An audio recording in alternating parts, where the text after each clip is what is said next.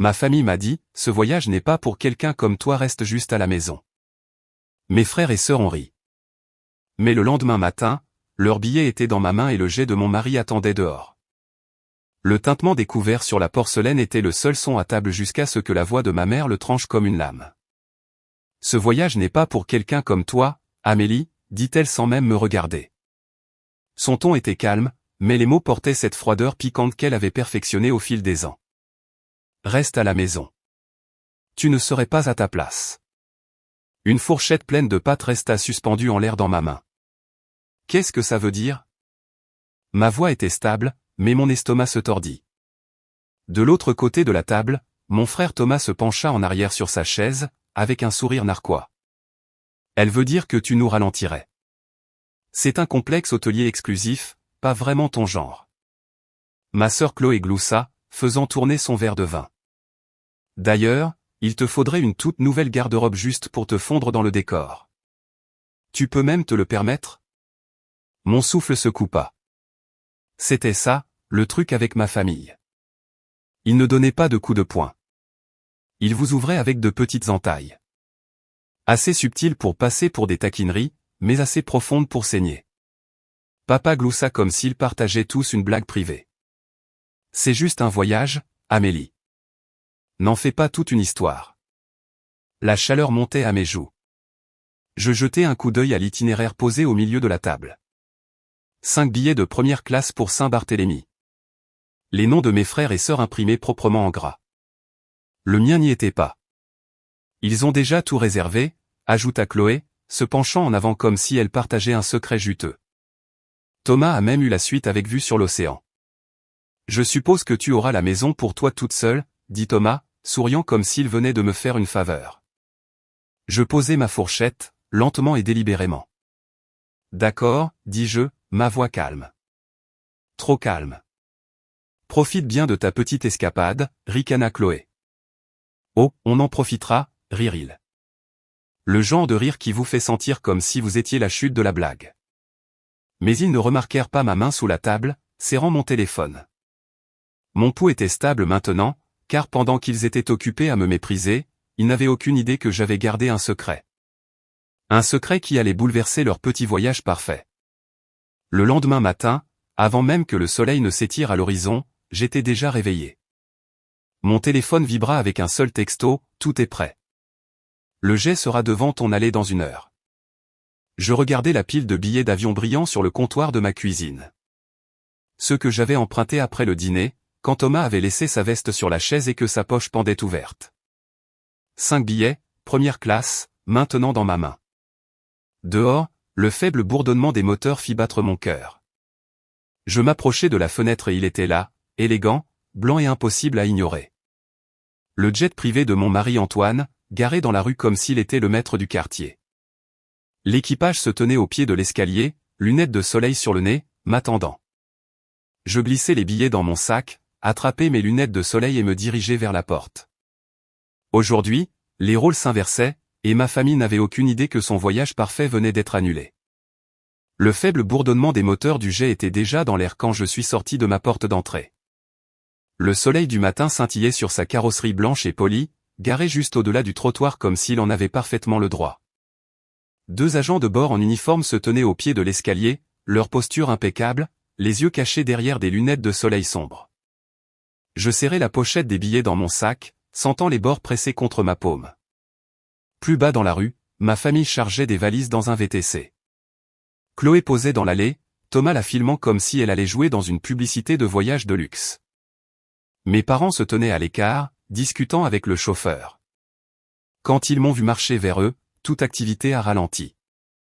Chloé a incliné la tête, repérant le jet derrière moi. « Qu'est-ce que ça fait ici ?» demanda-t-elle, sa voix trop légère, trop curieuse. « Notre transport, dis-je calmement. » Maman ricana. « Ne me dis pas qu'Antoine a envoyé ça pour toi. » C'est ce qu'il a fait, répondis-je en ajustant mes lunettes de soleil. « Nous avons un endroit où être, ricana Thomas. Tu essaies sérieusement de rivaliser avec nous ? C'est mignon. » Sans un mot de plus, je plongeai la main dans mon sac et sortis la pochette des billets, leurs yeux se fixant instantanément dessus.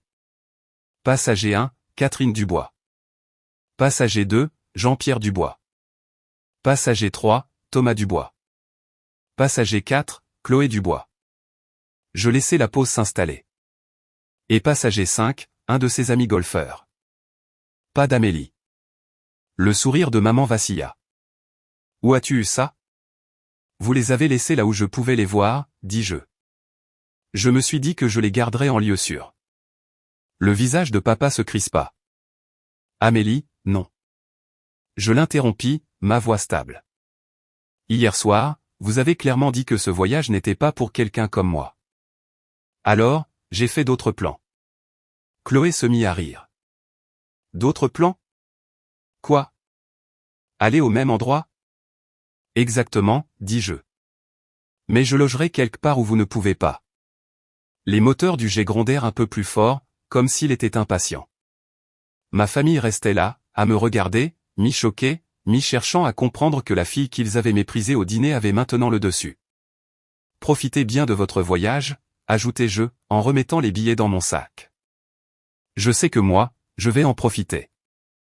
Et sans attendre un mot de plus, je me suis retourné et j'ai marché vers le jet, le son de leur incrédulité me poursuivant jusqu'en haut des marches. La lumière du soleil frappait la carrosserie métallique du jet comme si elle venait d'être polie pour ce moment précis. J'ai posé mon pied sur la première marche, la faible vibration des moteurs résonnant à travers le métal sous ma chaussure. Chaque instinct me disait de continuer à avancer, mais quelque chose m'a fait faire une pause à mi-chemin. J'ai jeté un coup d'œil par-dessus mon épaule. Ma famille était toujours là, dans l'allée. La bouche de Chloé était grande ouverte. Thomas tenait son téléphone à mi-hauteur, comme s'il hésitait entre enregistrer ou prétendre que cela n'arrivait pas. Maman avait les bras croisés, mais la raideur de sa mâchoire la trahissait. La main de papa était serrée sur la poignée de sa valise. Je les ai laissés me regarder. Je le voulais. L'agent de bord en haut de l'escalier sourit poliment. Bienvenue à bord, Madame Lefebvre. À l'intérieur, la cabine était lumineuse et immaculée. Siège en cuir crème, détail en noyer et un léger parfum d'agrumes dans l'air. Une carafe en cristal de jus d'orange était posée sur la table à côté d'une assiette de baie fraîche.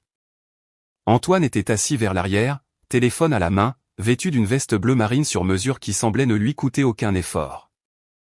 Il se leva en me voyant, posant son téléphone. Pile à l'heure, dit-il. Je souris faiblement. Je m'en suis assuré. Il étudia mon visage un instant. Tu ne trembles pas. C'est bien. Je ne suis pas ici pour trembler, dis-je en m'installant dans le siège en face de lui. Je suis ici pour marquer un point. Il hocha la tête une fois, comprenant exactement ce que je voulais dire sans que j'aie à l'expliquer. Alors, dit-il en regardant par la fenêtre. Ils ont vu le jet. Oh, ils l'ont vu, répondis-je en bouclant ma ceinture de sécurité. Et les billets? Ils savent exactement où ils en sont. La voix du capitaine retentit dans l'interphone. Bonjour. Nous décollerons dans 5 minutes. Le temps de vol estimé pour Saint-Barthélemy est d'environ 9 heures. Veuillez vous préparer au décollage. Alors que les moteurs s'intensifiaient en un rugissement constant, je regardais par le hublot ovale. Le VTC avait commencé à s'éloigner de l'allée de mes parents, les visages de ma famille toujours tournés vers le jet. Même d'ici, je pouvais imaginer la conversation. L'incrédulité aiguë de Chloé, les marmonnements de Thomas, les accusations sèches de maman, la tentative de papa de rester cool tout en bouillonnant intérieurement. Pendant des années, j'avais été la discrète de la famille, celle qu'il n'invitait pas, ne consultait pas, ne prenait pas au sérieux. Et pourtant, me voilà en route pour la même île, selon mes propres termes. Le jet commença à avancer. Antoine traversa l'allée et posa sa main sur la mienne, me rassurant. Tu sais, dit-il, il ne s'agit pas seulement du voyage. Il s'agit de toi, qui ne les laisse enfin plus te définir. Je sais, dis-je doucement, sentant la vérité de ses paroles s'installer en moi. Et alors que le nez du jet se soulevait de la piste, laissant derrière lui la rue, les maisons et leurs rires, je ressentis quelque chose que je n'avais pas ressenti depuis des années, le contrôle. 9 heures plus tard, les eaux turquoises de Saint-Barthélemy scintillaient sous nous comme du verre brisé captant le soleil. L'ombre du jet effleura la côte avant que nous n'atterrissions sur la petite piste privée. Au moment où la porte de la cabine s'est ouverte, la brise chaude et salée est entrée, emportant ce mélange enivrant d'air marin et de sable chauffé par le soleil. Au pied de l'escalier attendait une file de personnel de l'hôtel en uniforme blanc impeccable, chacun portant un badge nominatif et un sourire qui semblait tout droit sorti d'un magazine de voyage de luxe. Un SUV noir attendait derrière eux, du genre avec des vitres si teintées qu'elles ressemblaient à de l'obsidienne. « Bienvenue à Saint-Barthélemy, Madame Lefebvre », dit le directeur de l'hôtel en s'avançant avec un iPad à la main. « Nous avons préparé toute votre aile avec vue sur la mer ainsi que les cabanas que vous avez demandées. Votre dîner privé sur la plage sera installé pour le coucher du soleil. » Antoine me jeta un regard avec un léger sourire narquois. « Tu as vraiment mis le paquet, n'est-ce pas ?» Je haussai les épaules, essayant de cacher la satisfaction qui se dessinait dans ma poitrine. Si je dois le faire, autant le faire bien. À l'intérieur du SUV, les sièges en cuir étaient frais contre ma peau, la climatisation vive après la chaleur des Caraïbes. La route serpentait entre des palmiers se balançant et des éclats de fleurs d'hibiscus jusqu'à ce que les portes de l'hôtel apparaissent. D'imposantes grilles en fer flanquées de gardes de sécurité en uniformes impeccables.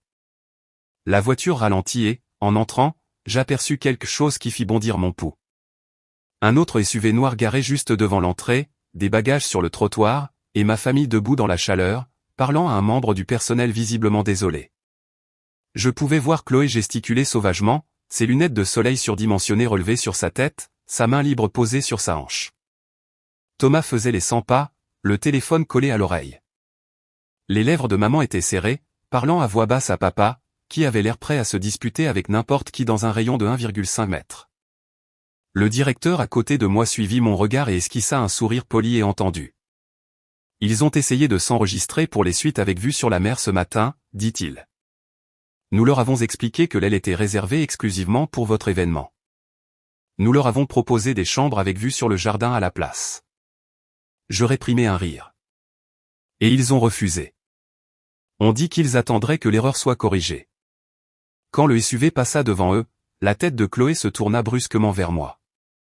Son expression se figea quelque part entre l'incrédulité et la fureur. La mâchoire de Thomas tomba. Les yeux de maman se plissèrent en fines lignes acérées. Papa fit un pas en avant comme s'il pouvait bloquer la voiture, mais le chauffeur nous fit passer doucement les portes. L'hôtel s'ouvrit devant nous. Des bâtiments en stuc blanc drapés de bougainvilliers. Des piscines à débordement se déversant sur des vues de l'océan. Du personnel transportant des plateaux de boissons tropicales à des clients se prélassant sous de larges parasols. C'était calme, serein, exclusif. Lorsque nous avons atteint l'aile privée, un majordome s'est avancé pour m'ouvrir la porte. « Bienvenue chez vous pour la semaine, Madame Lefebvre. »« Chez moi pour la semaine. » J'aime le son de ça. Alors que nous marchions vers la plus grande suite, je pouvais encore sentir leur regard sur mon dos, de l'autre côté de ces portes. Ils étaient venus sur cette île en s'attendant à m'exclure. Au lieu de cela, c'étaient eux qui étaient de l'autre côté de la ligne, attendant, regardant, et réalisant qu'aucun rire à mes dépens ne pouvait changer où je me trouvais maintenant. Et je n'avais pas encore terminé. Les 2 premiers jours à l'hôtel, c'était comme vivre dans un autre univers. Baignade matinale dans la piscine à débordement sans personne d'autre. Petit déjeuner sur mon balcon avec vue sur l'eau. Le bruit des vagues se brisant sur le rivage comme musique de fond. Un personnel qui connaissait mon nom avant même que je me présente. Antoine passait ses matinées en conférence téléphonique pour son entreprise, me laissant l'espace pour m'imprégner de tout cela. Et je l'ai fait, délibérément, sans m'excuser. Mais je savais que ma famille était toujours là. Quelque part au-delà des haies bien entretenues et des portails de sécurité, il bouillonnait de rage. J'en avais assez entendu de la part du directeur de l'hôtel pour savoir qu'ils avaient réussi à réserver des chambres dans un hôtel moins cher un peu plus loin. Ils essayaient toujours de négocier pour obtenir leur suite légitime. L'occasion d'avoir le dernier mot n'était pas quelque chose que j'avais prévu. Elle est venue à moi. Le 3e soir, l'hôtel organisait un dîner de bienvenue sur la plage pour les donateurs et les bénévoles de ma fondation pour l'alphabétisation. De longues tables blanches drapées de lin se dressaient sous des guirlandes de lumière scintillantes. L'odeur de fruits de mer grillés et d'herbes fraîches se mêlait à la brise chaude de l'océan. En posant le pied sur le sable dans une longue robe bleu nuit fluide, je les ai repérés immédiatement, juste au-delà de la corde qui marquait la section privée de la plage. Maman dans une tenue crème rigide qui ne convenait pas à la chaleur de l'île. Papa, les bras croisés, scrutant l'installation. Chloé dans une robe d'été clairement destinée à Instagram, téléphone à la main. Thomas se tenant juste derrière eux, avec un sourire narquois comme s'il était au-dessus de tout ça. Ils n'étaient pas là pour gâcher le dîner. Ils étaient là pour marquer un point. Mais moi aussi. J'ai marché droit vers la corde, tous les yeux à ma table me suivant. Bonsoir, dis-je en m'arrêtant juste devant eux. La bouche de maman se crispa. Alors, c'est ça, ton petit événement. J'inclinai la tête. Pas si petit, en fait. Nous avons recueilli assez d'euros pour ouvrir 2 nouveaux centres de lecture en moins de 24 heures. Papa laissa échapper un grognement sarcastique. C'est bien. Alors, tu as fini de jouer à tes petits jeux maintenant? Tu as marqué ton point. Non, dis-je en souriant faiblement. Pas encore. Chloé croisa les bras. Tu penses sérieusement qu'en nous humiliant comme ça, tu te grandis? Je ne vous humilie pas, répondis-je. Je vous montre simplement ce que j'ai fait pendant que vous étiez occupés à me dire que je n'étais pas à ma place. Je fis un geste vers les longues tables, les gens qui riaient et discutaient, le personnel de l'hôtel se déplaçant sans effort entre eux. Vous vouliez que je reste à la maison parce que vous pensiez que ce voyage était trop bien pour moi. Mais la vérité, c'est que ce voyage n'a jamais été à votre sujet. La voix de maman descendit dans ce registre bas et dangereux qu'elle utilisait quand elle était en colère mais voulait paraître calme. Nous sommes toujours une famille, Amélie. Famille? Je laissai le mot en suspens un instant. La famille ne mesure pas ta valeur aux vêtements que tu portes ou aux invitations que tu reçois. La famille ne se moque pas de toi parce que tu n'es pas assez bien. Et la famille ne te dit certainement pas de rester derrière comme un chien errant pendant qu'ils vont se créer des souvenirs sans toi. La mâchoire de papa se crispa. Tu exagères. Non, dis-je, ma voix stable mais tranchante.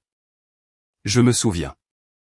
Le bruit des verres qui trinquent s'éleva des tables, suivi d'une salve d'applaudissements de mes invités. Le directeur s'approcha, tenant un petit microphone. Madame Lefebvre, nous sommes prêts pour votre discours.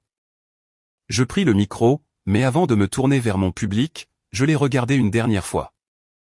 Vous auriez pu être ici ce soir, dis-je, pas seulement en tant qu'invité, mais en tant que personne qui m'ont soutenu. Mais vous avez fait votre choix, et j'ai fait le mien. Je n'attendis pas de réponse. Je me dirigeai vers le centre des tables, le sable chaud sous mes talons, et fis face à mes invités. Derrière moi, je pouvais encore sentir ma famille regarder. Bonsoir, commençai-je. Ma voix portait juste assez pour les atteindre aussi. Quand j'ai créé cette fondation, beaucoup de gens ne croyaient pas en moi. Ils pensaient que je n'avais pas ma place dans des endroits comme celui-ci. Mais ce qu'ils ne comprenaient pas, c'est que l'appartenance n'est pas quelque chose que les gens vous donnent. C'est quelque chose que l'on revendique pour soi-même. Les invités applaudirent, certains se levant même. Mes yeux balayèrent les tables, au-delà des lumières scintillantes, et vers l'océan.